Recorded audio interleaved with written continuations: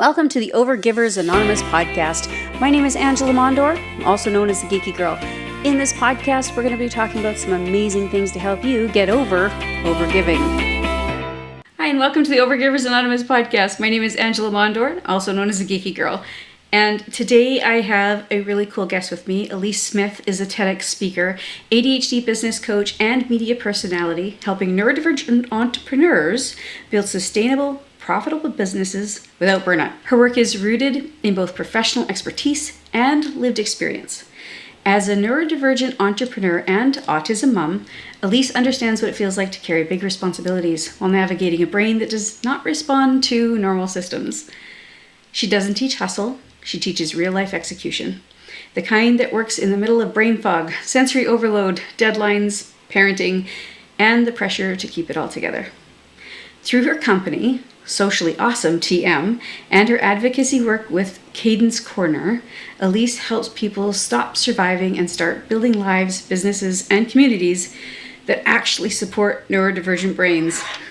Thank you so much for being on the show with us today. Yes, I am so excited to be here. I've dove into a couple episodes and I'm consumed, and I'm excited to share and have a conversation today about, what we can do to help the audience. So that's awesome. And I think that, we've been hearing this hustle culture so much. It's everywhere. Mm-hmm. And it's one of the most harmful things that I have come across especially for a lot of people, but also for us neurodivergent brains. Yeah, agreed. It just leads to, this extreme burnout, and we already struggle with our energy, and it's very much tied to our emotions. And so that feeling of not doing enough and not being enough that comes from that hustle culture just takes us down an emotional path, which gives us less energy, and it's a spiral that we can just be on forever, So, agreed. We talk about a lot of the different kinds of symptoms or things that come up for us regardless of what neurodivergent spectrum you happen to be on. One of the things that I think that gets impacted quite a bit with that hustle cost, I can't even say it because I don't like it so much, that hustle culture is this concept of our rejection sensitivity. So we think already, like you said, we already put a lot of pressure on ourselves. We already think I'm not doing enough, but then we see, I should be up at 5 a.m. and I should be doing these things. People don't see the back end of what's happening, right? Yes, agreed. And, obviously with neurodivergency, there's, like you said, this extreme fear of rejection. We already have, executive dysfunction, depending on, everyone's different. That's the hardest thing about this is when we have these conversations, there is no end all be all, there is no black and white, everyone has different symptoms. But overall, we all have that fear of rejection, and it just takes us down this path. And like you said, when we're not feeling like we're doing enough, and there's this extreme guilt about not being enough, and oversharing or saying too much, or these social situations on top of performance situations like at a job and a career, it just, compile that with being a mom or having a family on top of, disappointing your kids and disappointing your spouse or your parents, and it just compounds over the years. And I know a lot of my clients were late diagnosed. A lot of women don't find out until later. And, at that point in time, they're already trying to be everything for everyone else, and they already don't feel enough for themselves. So it's just this deep feeling of guilt a lot of times. Yeah, the guilt monsters. They're fun, aren't they? Yeah, they are. And, one thing I've said a lot over the last, I think, year, and it's something I tell others, but I also have to constantly remind myself, is I feel like sometimes we're just waiting on a permission slip. We're waiting on someone to give us permission. Like, it's okay. We doubt our own judgment sometimes because of that ruminating and those conversations we're having with ourselves. And I almost want to take sticky notes with like little permission slips and put them all over my house of like, you can do this, you can do that, and that, yeah. I think it's interesting that you mentioned it that way of like permission slips. I don't know if you know, but I know that the audience knows I was in a car accident last May and still working through the healing process of that. I remember in the very beginning of that healing process, my physiotherapy literally, she wrote me a note on her, legal pad, like, her pad with her name on it and whatever. And she's like, here's your prescription. You need to ask for more help. You need to not do all the work. You need to ask people, other people have to be making supper, and other people have to, like, it was literally like permission to say, hey, I need help. Yeah. And I posted it up in the kitchen, and the kids were like, oh, how long is this going to last for?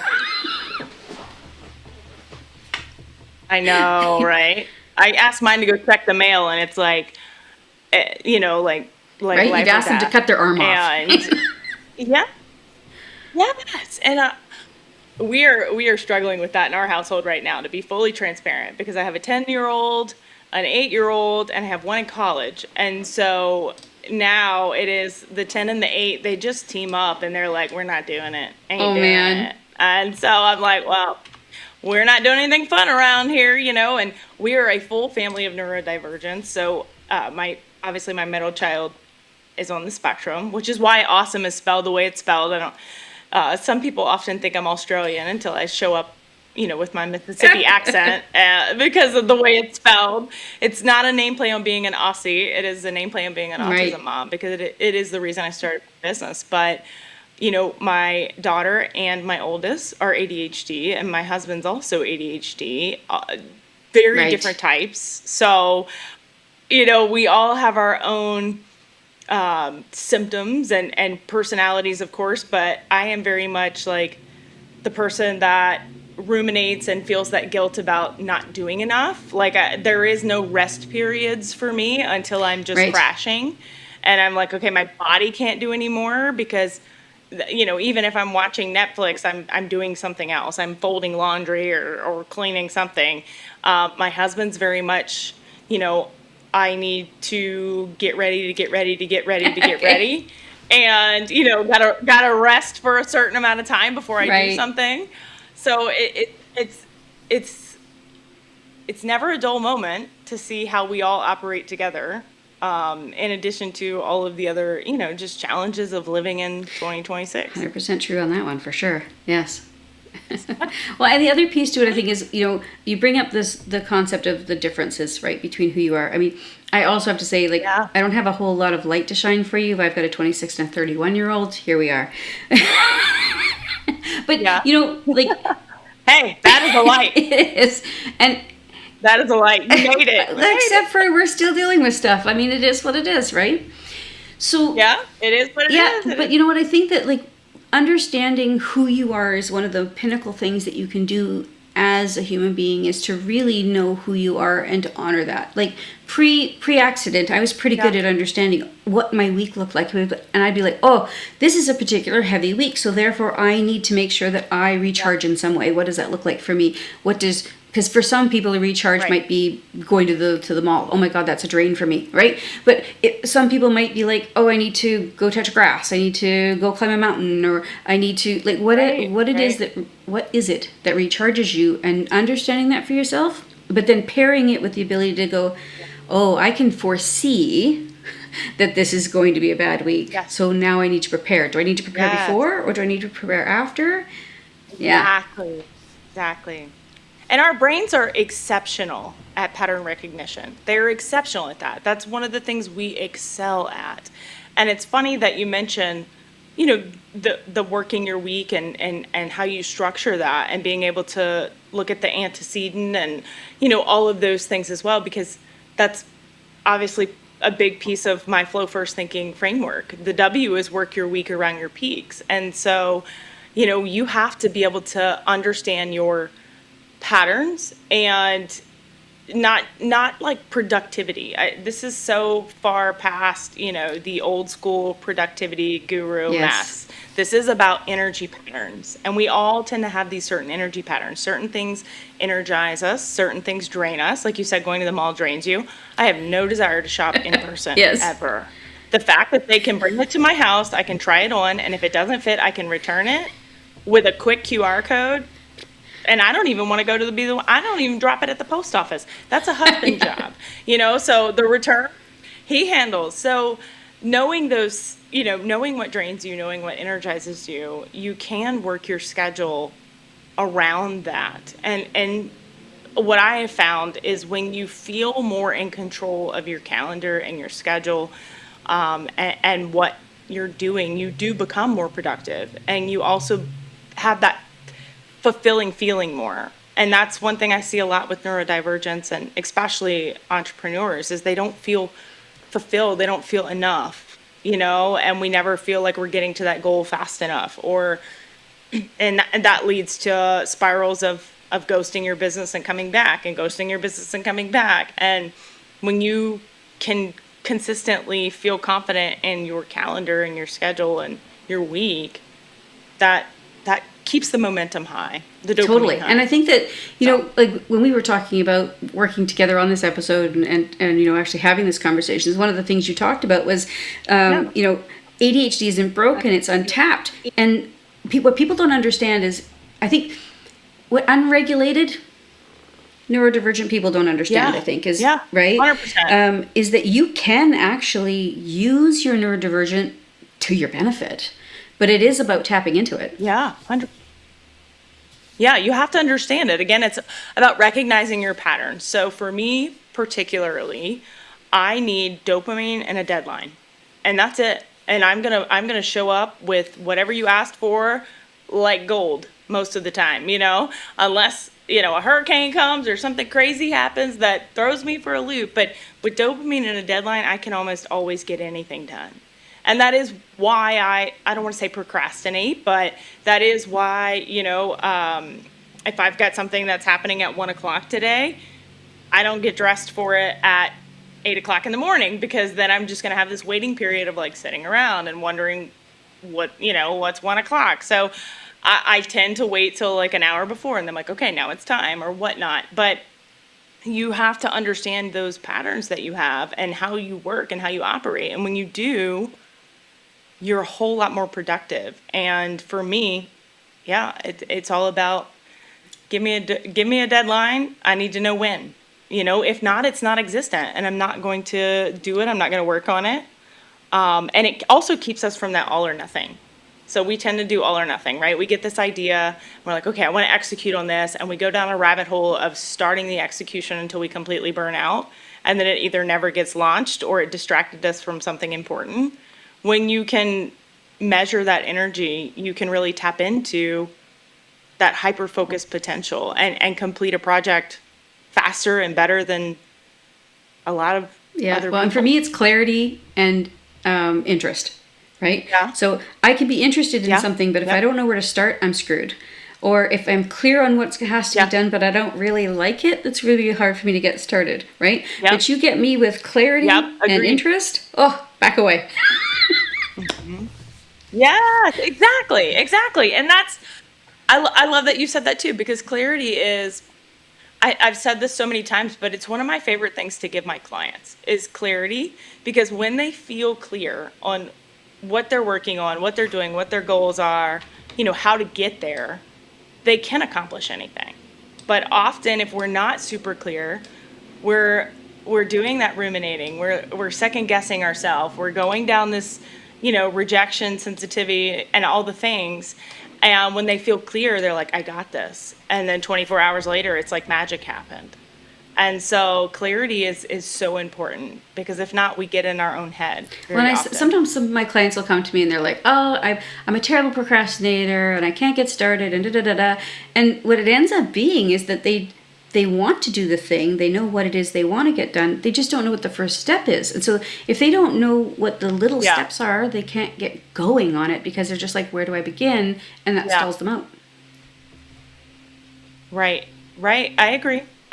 And that takes momentum from what I've seen, and momentum is,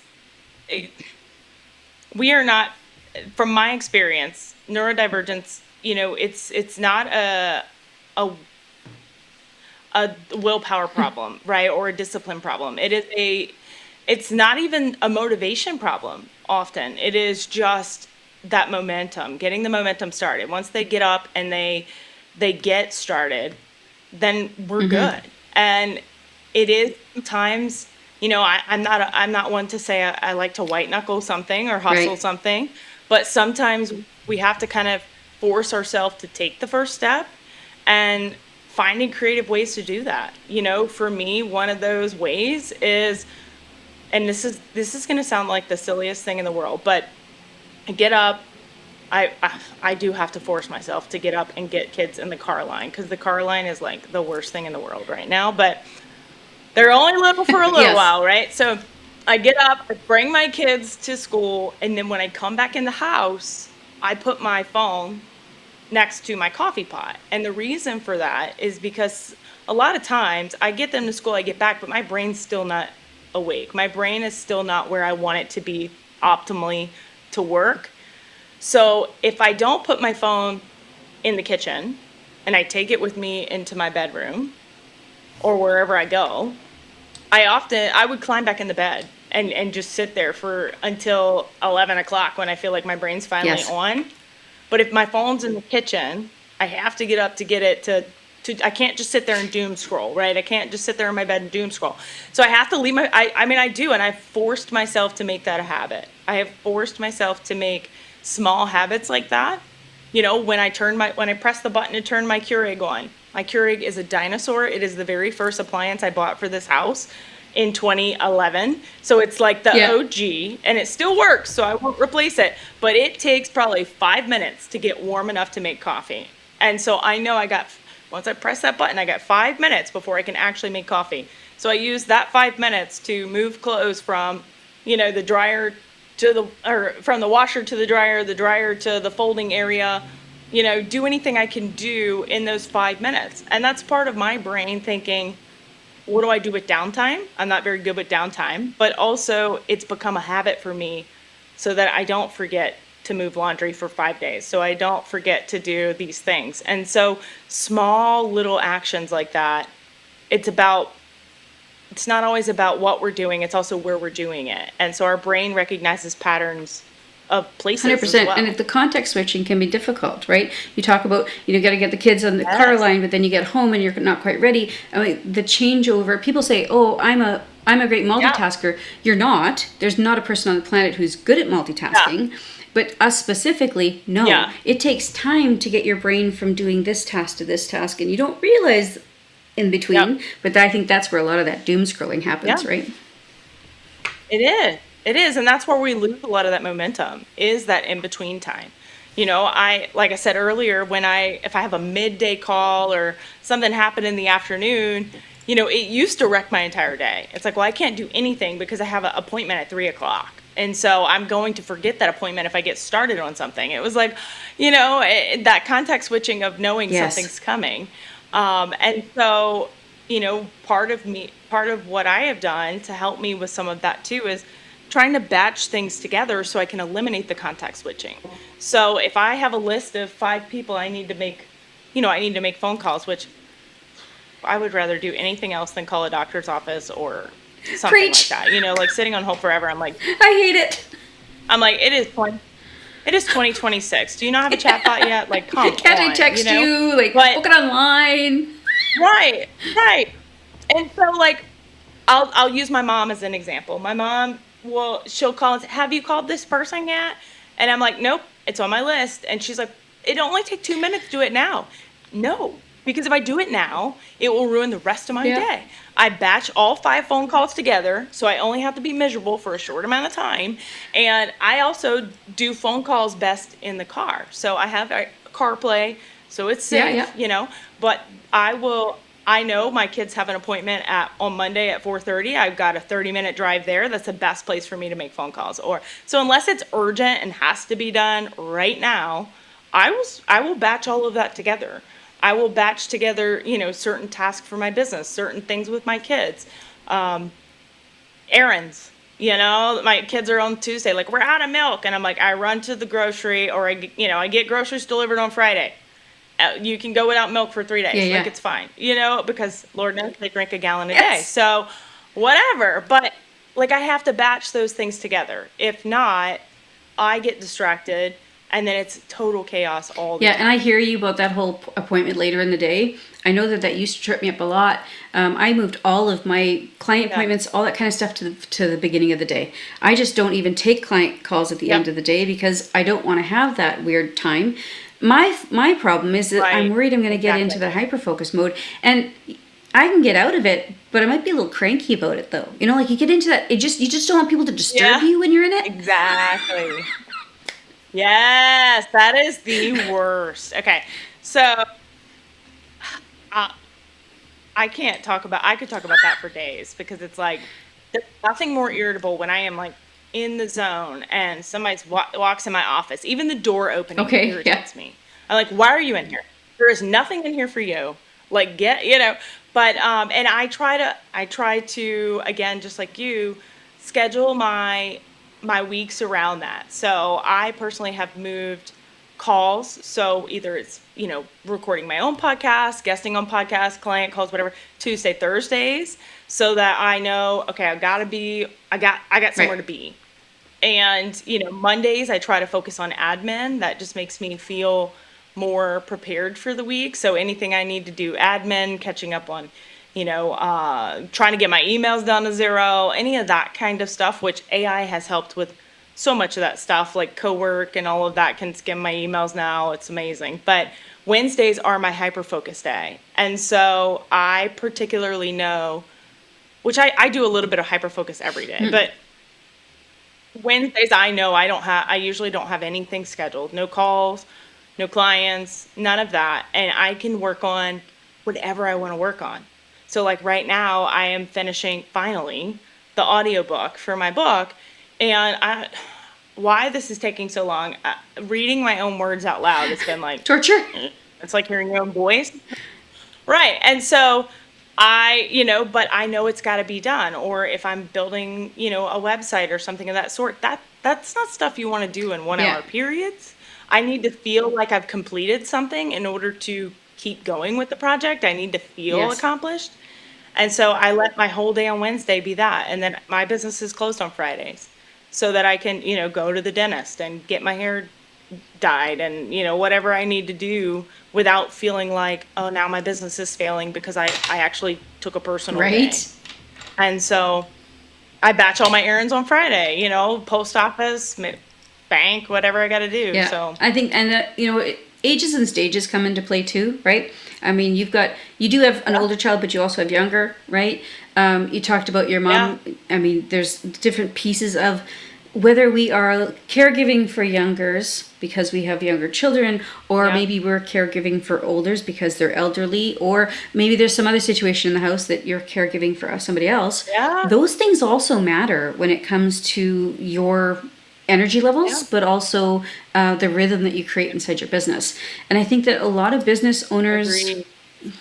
and I can speak to like the neurodivergent business owners because those are the people I work with most. But this concept of I Yeah, have to be on all the time, coming back to that hustle shit, right? But like because they think I yeah, have to give my entire calendar open to my clients, I have to give full access. And what I have learned and what I share is your clients are actually happier when you give them parameters, when you give them blocks.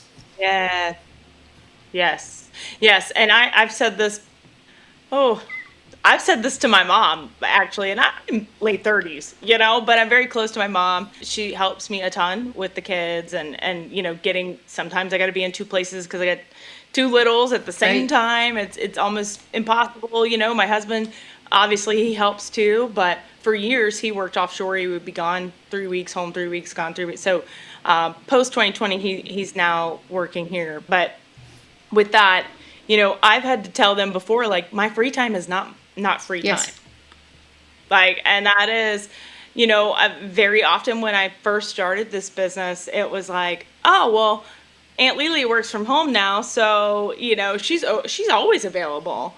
And it's like, that is not, no, That's not how that no. And works. so setting those boundaries with clients, of course, but also with Totally. family is is hard, but it's necessary. And so, I have tried, and communication is 9 times out of 10 always the problem. So I have communicated to my family Tuesday, Thursdays, I'm on calls, unless it is a emergency, like someone's going to the hospital kind of thing.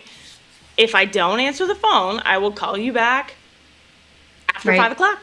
That's Oh, it is. Yeah, Fridays are free days. Feel free to call me and we'll talk about what so and so put on Facebook and whose baby's having whose baby at a different time. Like right now, that ain't it, you know? And so I've had to communicate with that with them. I've also, I have a standing coffee date every Friday because that's my free day with my mom and my grandma. So all three generations can sit down, have a little time together. Because I did find when I first started my business that I wanted to work a lot because I loved what I was doing. I Yes. still do. But I wasn't making time for them in the way I should have been either. And so having to put that on my calendar, and that's something I commit to. And sometimes I have to drag myself there. But, once I'm there, I'm like, okay, this is why I do Yes. this. This is my mom. This is three generations in one room. And I need to be grateful for this. But it's not always easy communicating to them how I work and why I operate the way I Right. operate. Yes. And communication is super important. I mean, I'm grateful I have an office with a door in my home. Yeah, But even same. still, I have a placard out front, like, it's a nice little thing that has a clip on it, so I can put a little note on it. And, the kids know that if it says that I'm on a call, that means don't knock on the door, so that I can communicate with the outside world, outside my office door, as to what's happening in here. Yeah. But we do work with other people who don't have those wonderful, experiences in terms of having a whole Yeah. space, and so they have to find other ways. Like, even if it's just putting a sticky note on the back of your laptop and just saying I'm working right now, or it's like a sticky note on your back that says mom's Yeah. working. Yeah. Well, and it's funny you say that. My husband has said multiple times that he's going to get me, I might order one today as a joke for myself for Mother's Day on Amazon, an on-air yes. sign, that I can like put on light, and that way they can see it shining. So I might do that today. But, during the summer when my kids are, like right now, during the day, they're at school. So I try to make all of my calls or anything that I need that quiet time for during that time period. I'm pretty good at that. Occasionally, I might have to have one after 2:30 or whatnot. Now my kids on Wednesdays get out at 1:30. Our school district gets out a whole Wow. hour earlier. I'm like, please just send them home. Send them home as soon as I drop them off. Yeah, like yeah. whatever, But I, for me during the summer when they're out, especially Caden, he struggles obviously with his autism to understand those boundaries and sometimes why they're important. He understands what I'm telling him, but his Right. impulse takes over and he's like, "Oh, I need mom." And he barges in. And even if the door is locked to my office, he will still sit there and knock on the glass until I answer it. And I'm like, "Oh my gosh." So during the summer, you'll see me recording my podcast in my car. Like I will go pull my car out in the driveway, and that way I can't be found Yes. for a minute. And my husband's really good at running point on that sometimes and saying, "Hey, let's stay away from mom when he's here." But some days he has to go in the office and is what it is. But you have to make it work. Very often in my business in the very beginning, I did a lot of my like content or short form video content in the car because Caden was in ABA speech and OT therapy, and this was before he started school. We were running, I lived in the car. I was always in the car traveling to his therapies. So while he's in therapy, I'm out making content in the car, just trying to keep the business going. And so it's not always easy, but you do have to find what works for you and what works for your energy. Yeah. And because we are mindful typically of the people around us, our family and their needs and everybody else's needs, it's really important to also say, but what do I need, right? To be able to Exactly. say, hey, I need to go in the car and go hide. I mean, that's a fantastic thing. You have the ability to do it. Yeah. Go for it, right? I've also been, Yeah. I have dogs, and sometimes they bark, sometimes they're annoying, sometimes they're scratching at me, whatever. And my clients know, like, if I have to go, hang on a second, the dogs are going crazy, I don't know why, I gotta go check it, I'll be right back. Like, my clients Yeah. just know, and in my opinion, I mean, I'm not gonna work with people who aren't okay with that, right? Same thing, if your son agreed. pops in the middle of a client call and he needs you and he just needs to be cuddled or whatever, I hope your clients are just like, it's all good, girl, let's keep going. Yeah. Yep. Exactly. And I think that choosing your clients is just as important as, as I think anything it's in more your important than business. anything. Not everybody. Yes, that's true. That is true. I've had some before where I've had to fire a client, and that is the worst feeling in the world. Once I did it, I never felt more free. But, even though it was in writing and there was a contract Yeah. they signed and they could not respect the boundaries, and I talked about it forever, and my husband finally was like, Yes. just do it. But I had this fear of rejection. Like, what if I make this decision? What if I step up and do this and hold them to my contract? And then obviously we lost the money now, and now what if no one else is gonna find me? What if they go write a bad Google review? Like, I went down this whole spiral, and Of it went course. nowhere. Yeah. It went nowhere. They were like, cool, bye. But I mean, they might have been acting the way they were acting just to get me to fire them, so they didn't have to fire me. Yeah. I don't know. But it got to the point where I was so fearful of doing that and setting that boundary. And that is a very hard thing for neurodivergence, is to set But that also, boundary. on the flip side of that, you go through that and then you have a choice. You can choose to learn from it, right? Or you can choose to wallow in it, Yeah. basically. But the learning process, if you can learn, because like you mentioned before, our pattern recognition is amazing. You look at how that person behaved during your time working with them. How did they behave before you hired them? And then it allows you to be able to maybe recognize that pattern before you hire the next one like them, right? Yes. Noticing those patterns, so important. And looking at the process too of, the almost the interviewing process, the pre-screening process. What can you ask them? What can you, like you said, learn overall and find out from the very beginning, and being very specific. And the more I noticed certain patterns of boundary problems I had in my business in the beginning, the better I got at getting more clear and getting more clarity around how I operate. And so in the very beginning stages of a new client, telling them, this is how, being very clear about me. This is how I operate. This is what I will do. This is what Yes. I won't do. Does that work for you before we Exactly. even sign? Yes.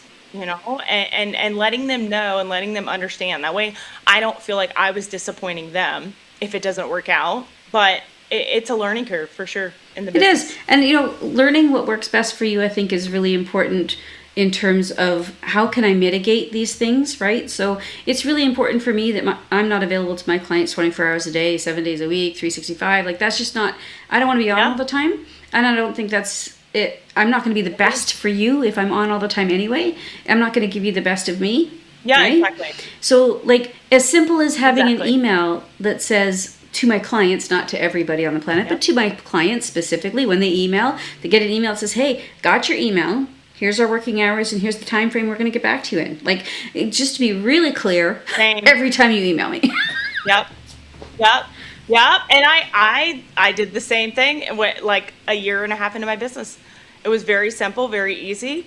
And, I also, when I set those boundaries and got really clear on that, I got better at not apologizing. Yes. I used to come back in an email on Monday and say, I'm so sorry, my kid had a doctor's appointment on Friday, even though I'm closed on Friday, I'm going to apologize for it. Like I would just the people Yes. thing.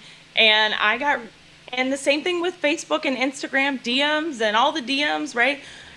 I used to apologize and, like, sorry, I wasn't in Facebook on Saturday and Sunday. Like, I've gotten 1,000 times better at just being like, going straight to it, answering Yes. the question. And I lost clients because I wasn't on social media Saturday and Sunday? Yes, I have. But guess what? They weren't a client I wanted anyway. Exactly. Because if they know anything about me and my business, it is I do this entire business for my kids. And so making them a priority is a priority. It's the only Right. priority that matters, And so, yeah, I mean, being okay with not everybody being your client. And that takes overcoming that people-pleasing aspect. Well, and understanding that there is an abundance. There really is. There's an abundance of clients for all of us. We each have our own specific things. You and I do similar things, but I bet you our clients are a little different, right? The who you talk to versus who I talk to. There's going to be some nuanced differences between it. We're not competing for what's going on. Yeah. Right. And that's, again, just understanding and getting really clear. I think coming back to clarity overall is so important because being clear on who you are, you stop worrying about who everyone else is and what everyone else is doing. And I've had clients and come to me, and not even that long ago, and be like, did you see what so-and-so posted about this? Or did you see the new update on Instagram? Or I'm like, nope, I ain't seen it. And I ain't worried about it. Ain't even on my radar. I got 100 other I got my own ideas. I don't need her ideas, Yes. And so it takes time to get to that level of confidence and conviction in what you're doing, and not having to worry about the newest shiny thing. And does it make me, out of the know sometimes? Sure. There are times I log into a social media and I'm like, oh, that's new. Okay. I didn't know it could do that, but yeah, I'm not worried about that. I'm worried about me, and I'm very clear on what I want to do and where I'm going and what's going to get me there. And a new Instagram update is not. Well, and the whole concept of coming back even to your Keurig, right? Ain't broke, don't fix it. If your business is working, just because there's some new shiny object thing doesn't mean to say you have to implement it just because somebody else is. Yes. I'm a very gut-led person, and so, I like, of course, if my gut's telling me to do something or shift, yes, but I have a 48-hour rule. So anytime there's some kind of, even down to a software, like, oh, I want to buy this, because I'll tell you what, I am a software junkie. I like to try the newest softwares out there. I want to see what they got, what they do. I don't know why. It's like buying new shoes for me. And if I want to invest in a new software or something, I sit on it for 48 hours and then decide, come back. Is it still interesting? Does it still feel like I want to try this or need this or invest in this? Because I got to a point where I owned more subscriptions than I know what to do with. It is a dangerous thing. And I didn't need it. But yeah, my CPA is the one that's like, okay, do you know how many softwares you have right now? I'm like, yep, not And like AppSumo is a nightmare because there's so many shiny objects over there. Oh my gosh, yes. I probably have an AppSumo like membership I need to cancel. Okay, write that down. Like, I know, right? I'm gonna write that down. Like the the Elite or whatever, you get an extra 20% off, and you get to. Now, I will say that membership has been helpful, because if you don't like it within 30 days, they refund you, which has been nice, because I have bought some that were a disaster, and I'm like, this does not even close to what it says it's going to do. But I need to probably cancel that, because I haven't even been on AppSumo, and I know I have a credit over there, and it's the mind shift that I've gone through has been good in terms of software, because it's, even you and I were talking about recording software before we got started here. Like, I look at the software and go, okay, I'm looking for a solution that does this, right? And then you start looking for that, and you're like, oh, this thing can do these things. And then you're like, well, wait a second, don't I have a software that does some of those things? And you're like, I do. And guess what? It does the thing I want it to do. Oh, look at that. Yeah, exactly. And it's funny, because I've sat on like some of these softwares forever. Some of them, if I got them early on AppSumo, they were a lifetime membership kind of thing or whatever. And if you just wait long enough, they will update to do all the things that you want. Yeah, we got Taja that way. We got a lifetime with Taja. Happy with the software, and it's done some really great updates, But sometimes you can find a gem. I have Taja as well, and I don't think I've ever used it. I'm good. That's good to know, because I have Taja as well. The YouTube SEO. I haven't used it in probably a year. Let me write that down. It does a really good job of making shorts now. It was kind of okay before, but now it does a really good job of shorts. Yeah. I couldn't get the green to go away. I'm like, the green's not me. I want the green. So it's better now. It's not perfect, but it's better now. Okay. Yeah. Good to know. Isn't that funny? I have a Trello of all of my softwares and logins and subscriptions, because I'm a visual, I gotta have the visual, and I'm like, oh my God, I own more softwares than I know what to do with. And so some of them I have come in handy, though, now that I don't use them, or I don't really need them anymore. I have gifted them to my nonprofit. Oh, good. I'm like, maybe y'all can use this in some way, because, we're nonprofits are on a big budget, and not to say I'm not, but I don't use TidyCal anymore because I have, an all-in-one that has a calendar. I don't use some of these certain ones where I was piecemealing in the beginning. So I've gifted That's awesome. them. That's fantastic. Well, thank you so much for being here. We've had some great, I could talk to you for hours. Yeah. I know. And I am geeky when it comes to just all things learning about our brain and learning about other people's experiences. Because I think that there's nothing, more fulfilling to me and just making me feel whole when I hear someone else had a similar experience or the same experience, then I'm not alone or not the only one struggling, because it's very easy to go down that dark hole of like, why me? Why just me? Why am I the only one that's like this? Why am I the only one that's chaotic? Why can't I get it together? Like that rumination. And I just love having these conversations because it's fulfilling to hear, other stories and see ourselves in other stories. Well, thank you so much for being here. I really appreciate it. Of course, we're going to have more about you in the show notes so people can click through and connect with you online and whatnot. So, yes, Thank you so much. Appreciate you. Okay, have a great day, and we'll talk to you guys next week. Thank you so much for listening to the Overgivers Anonymous podcast. Your support means the world to me. You can find show notes for this episode and other goodies at overgiversanonymous.ca. And if you enjoyed this episode or you enjoyed the podcast in general, why not join us in the Overgivers Anonymous Facebook group, where you can connect with overgivers from all over the world. Head on over to geekygirl.ca/group.